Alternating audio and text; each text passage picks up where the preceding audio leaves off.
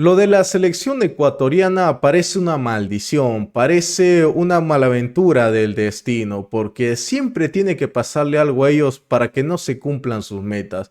Y miren, los ecuatorianos desde el 2012 en adelante, las eliminatorias eran muy buenos en procesos largos, pero en torneos cortos han tenido mucha deuda. En la Copa América, sin ir más reciente, después de muchas ediciones pudieron superarla, pero miren que estuvieron varios años sin poder pasar. Y en las Copas del Mundo les va sucediendo lo mismo. En Alemania 2006 tuvieron el éxito de clasificar a octavos, pero nuevamente se han comprometido ahora en adelante. En 2014 el villano fue Suiza. ¿Se acuerdan que en el último minuto le hacen gol a Ecuador, Seferovic?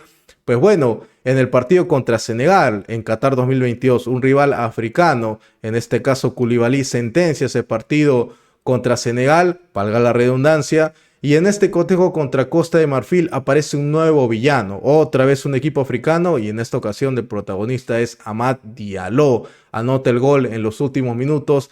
Y digo que esto ya parece una maldición porque Ecuador no se llega a tomar la revancha. Por cómo se estaba midiendo el partido, muchos pueden decir que hubo dos travesaños, y está bien, se los doy, pero en el fútbol no existen los merecimientos, porque si fuese así, Turquía mínimo debió haberle empatado a la selección australiana, pero claro está que las cosas son diferentes. En el fútbol nada está escrito y los merecimientos quedan aparte. Tienes que hacer los goles y simple y sencillamente se acaba ahí las cosas.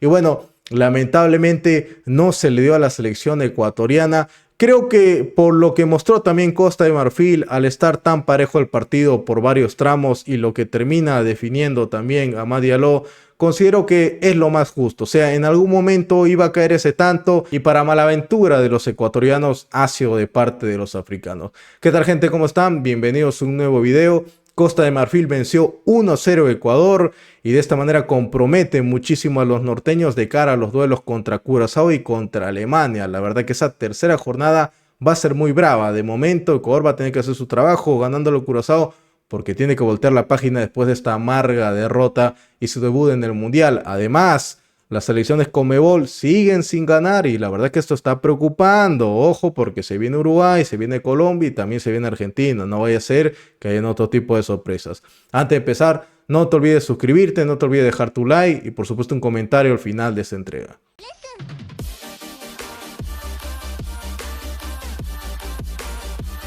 En la previa del partido estamos hablando de una selección ecuatoriana que en las eliminatorias fue el equipo que menos goles recibió en contra. O sea, una de sus grandes fortalezas de los norteños era justamente la zona de atrás. Tal vez ha habido algunas deudas en cuanto al ataque, pero a nivel defensivo Ecuador era el mejor de Sudamérica. Es más, había tenido algunos amistosos y había sacado resultados muy importantes, como por ejemplo un empate contra Países Bajos. Costa de Marfil, por su lado, llegaba de una victoria increíble ante Francia. Entonces este partido se presentaba justamente como eso. Hay que considerar que además era un duelo directo porque el favorito en este grupo de Costa de Marfil y Ecuador es Alemania, que hace unas horitas se había despachado a Curazao por 7-1. Curazao es el equipo llamado a hacer el hándicap para recibir varios goles y pues que puedas superar a tu rival en la diferencia de tantos, pero Costa de Marfil y Ecuador se jugaban un duelo directo por ese segundo puesto, que muchos más o menos ya vamos viendo que va a ser así, a menos de que Costa de Marfil obviamente sorprenda a Alemania. La verdad que paró un equipo ecuatoriano tratando de buscar más proyección por los costados. Hincapié colocado como lateral por izquierda no debería ser una sorpresa. Sería dirigido por Arteta en el Arsenal, lo reconvirtió en ese lugar y la verdad que se sumaba mucho al ataque con Minda. Ecuador estaba mostrando muchas cosas por ese lado, pero entre medios no podía descuidarse tanto porque Costa de Marfil también atacaba mucho por ese extremo derecho, teniendo a Yan Diomandé como el hombre de mayor peligro. De hecho, te diría que fue un terremoto, una pesadilla para cualquier defensor ecuatoriano que se le ponía encima. Y mira que Hincapié no se salvó de esto. Estamos hablando de un jugador que es extremo de Leipzig, 12 goles, 8 asistencias, entonces no estaban enfrentando a cualquier improvisado en la cancha. Alguna vez Alfaro dijo de que en este mundial ya la calidad de jugadores y el nivel de exigencia es muy diferente. Y al menos el duelo en el primer tiempo fue muy físico. Ecuador tuvo algunas oportunidades como por ejemplo Ener Valencia, aunque estaba en posición adelantada. Y siempre se va a ir comentando los travesaños que fueron protagonistas en el arco, justamente donde acabaría cediéndose el gol, porque en ese lado tanto Minda como Yeboah tuvieron un remate ahí al poste. Mucha gente en la tribuna se llevó las manos a la cabeza y no era para menos, o sea, estuvo ahí la situación de Ecuador. Pero ojo, que la banda donde estaba Hincapié, Diomandé lo llegó a superar en más de una ocasión. Parecía una especie de Olise el tipo, o sea, al momento, es más, hasta su contextura es muy similar a la del francés. Y cada que le proponía el uno contra uno y sobre todo el pique al vacío, le ganaba Hincapié. Tengo que decirlo así, es lo que hemos visto en el partido. Por eso es que tenían que ampliar con un defensor más en ese sentido. Y mira que Diomandé tuvo a Ordóñez y por momentos a Franco cuando cambió del área y aún así los pudo haber superado. Es cierto, faltaba finalizar, o sea, Costa de Marfil no aprovechaba mucho algunos espacios que generaba también Guají y Pepe. Pepe que tuvo una intención también de rematar al arco, pero fue desviada por la defensa ecuatoriana. Como digo, una de las mayores fortalezas que tiene Ecuador es eso. Ponían hasta el cuerpo, ponían hasta la espalda para que impacten ellos y se vaya para afuera, con tal que Galíndez esté seguro en el arco. Y ojo que Ecuador también se animó porque tuvo un remate que bueno, se fue muy pero muy cerquita de uno de los palos del portero marfileño.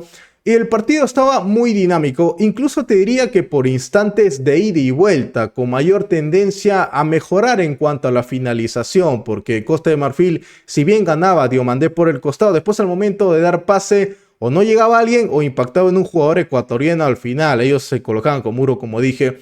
Entonces, en el primer tiempo ya te daba ese giro de que este partido iba a estar intenso hasta los últimos minutos y se iba a terminar resolviendo por individualidades o por quién resistía hasta el último momento con el físico necesario. Ahora sí, Costa de Marfil también tenía mucho trabajo en el medio campo, tanto Fofana como que sí fueron a la fricción con Moisés Caicedo y con Vite.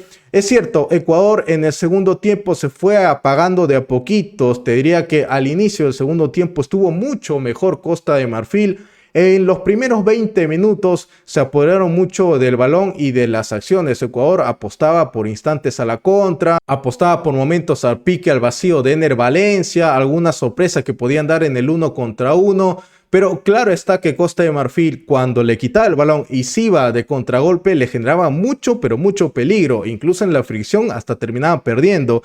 Ya en el segundo tiempo entró Boni, que es otro tanque de guerra. La verdad, el jugador marfileño cada que chocaba, hasta con Pacho llegó a chocar y mira que no la tuvo muy fácil. Por el lado de Ecuador entró Angulo, entró Preciado y entró Poroso para darle un poco más de aire, porque como dije, esto se iba a resolver por esos mínimos detalles. Y por su lado, el entrenador Emerse Faé de Costa de Marfil tiró mano de Amad Diallo, ya lo puso en el extremo derecho en esa banda. Por eso es que vimos que Diomandé se movió para el otro lado y aún así el tipo estuvo endiablado. Cuando Alan Franco le hizo acto de presencia no lo podía parar, además tuvo que pedir ayuda de uno de sus compañeros, tuvo que pedir ayuda de Preciado para que le dé la manita ahí o de Ordóñez para que se le pegue al jugador, al número 11 de Costa de Marfil, que cada que la tenía, cada que proponía ese duelo, hasta como sea, hasta chocándole, no le podías quitar el balón. El hombre tenía un imán en los pies, la pelota nunca se le despegaba. Mientras que Ecuador se fue animando de a poco, Gonzalo Plata le quemó las manos al arquero de Costa de Marfil, que se fue para el córner y no lo pudo aprovechar.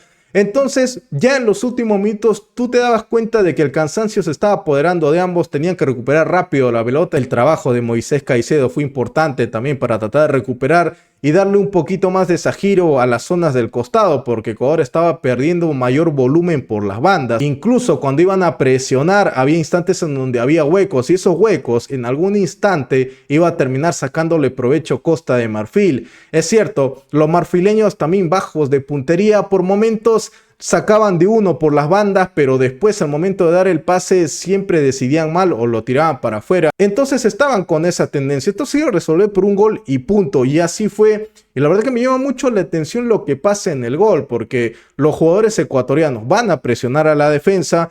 Tiene también su mérito el arquero, porque el arquero al momento de que ve que Singo se está liberando un espacio después del medio campo, le da el pase, el hombre va avanzando, tiene una velocidad increíble porque galopa como un caballo. Y ahí no entiendo, o sea, quiero pensar que además de haberse quedado mal parado, tenían el presentimiento de haber referenciado bien a los delanteros, porque yo veía 4 ecuatorianos pegados a los delanteros que estaban al costado, pero le perdieron después la referencia ¿A qué voy? Que nadie fue a hacerle cruz a Singo, nadie se adelantó ahí para cortarle tanto avance, porque el hombre tuvo la vía libre por el lado derecho. Como dije, el resto físico le dio para seguir corriendo, le dio para avanzar, para encontrar a Amad Diallo, y cuando le dé el pase, y también el jugador del Manchester United define muy bien de primera al palo derecho, se acabó el partido. Lastimosamente no fue para Ecuador. Costa de Marfil a partir de ese momento se cerró en el partido. El árbitro había dado 6 minutos, pero uno veía en el score, en el marcador, ya se habían cumplido los 6, le aumentó un minuto más. Ecuador le puso ganas, quiso generarse su propio peligro por medio de los córneres, pero no iba a ser. O sea, Costa de Marfil también tiene gente alta, es muy difícil ganarle por arriba. Y lastimosamente Ecuador elige el peor partido para perder. Pero a ver, considero de que por el mismo resto físico, o sea, por lo mismo que propuso también Costa de Marfil, la tendencia era un poquito más para ellos. Y el resultado termina siendo quién iba a ser efectivo de cara al arco. Y pues lo fue Amad Diallo en esos últimos instantes. Cerró el partido. Como dije al inicio, contra Suiza pagaron carísimo ese último gol. Contra Senegal pagaron caro ese tanto de Koulibaly, no se pudieron levantar de eso. Y uno entendía que en 2026 varios de estos jugadores, los Caicedo, los Pacho, los Hincapié, ya teniendo una madurez, corrigiendo algunas cosas en cuanto a eso, tenían que tomarse su revancha. No les iba a pasar este tipo de situaciones, pero bueno, como dije, por temas pequeños, por ese espacio que le dan también a Singo, termina anotando el único gol Amad Diallo, y ahora Ecuador depende de resultados. Es cierto, a Curazao primero tiene que ganarle. Curazao es la cenicienta de este grupo, todos le van a ganar, pero el detalle viene que en la siguiente jornada, en la última mejor dicho, va a enfrentar a Alemania, el Bravo.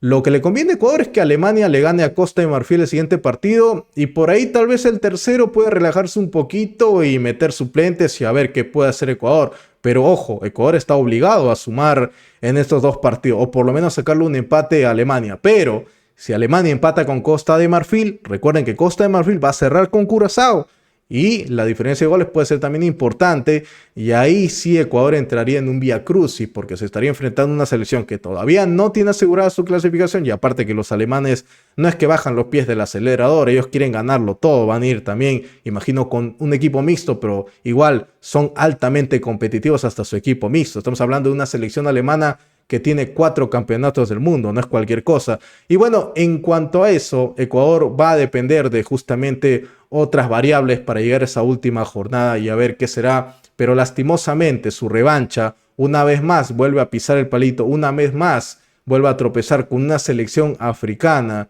y en los últimos minutos otra vez. Y solo el tiempo dirá si Ecuador sigue con su mejor en cuanto al desempeño en los torneos cortos. Y bien, dime tú qué opinas de este partido, te estaré leyendo en comentarios, no te olvides suscribirte, no te olvides dejar tu like, y por supuesto nos estamos viendo para los partidos de mañana. Cuídense.